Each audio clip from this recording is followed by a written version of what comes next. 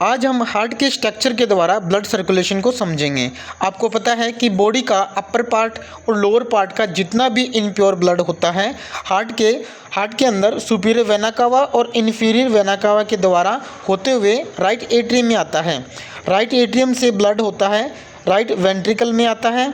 ये आने का कारण होता है क्योंकि हार्ट है वो पंप का कार्य करता है। तो जैसे ही राइट एट्रियम में ब्लड आएगा हार्ट पंप करेगा, राइट वेंट्रिकल में आएगा। इसके बीच में फ्लो बैक को रोकने का काम होता है ट्राइकस्पिड वाल्व का। इसके बाद राइट वेंट्रिकल में ब्लड आने के बाद पल्मोनरी वाल्व से होते हुए ये राइट और लेफ्ट पल्मोनरी आर्टरी से दोनों लंग्स में जाएगा। तो दोस्तों आपको पता ही है दोनों लंग्स में क्या होता है, गैसेस का एक्सचेंज होता है। CO2 को हम छोड़ते हैं, O2 को हम इनहेल करते हैं यानी कि लेते हैं।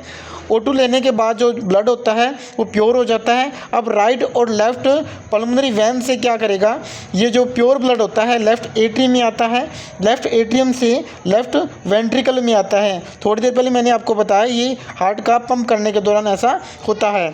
तो लेफ्ट वेंट्रिकल में आने के बाद इसके फ्लो बैक को रोकने का काम करता है मिट्रल वाल इसको वापस नहीं जाने देता। इसके बाद अरोटिक वाल्व से होते हुए ये ब्लड अरोटा के अंदर जाता है।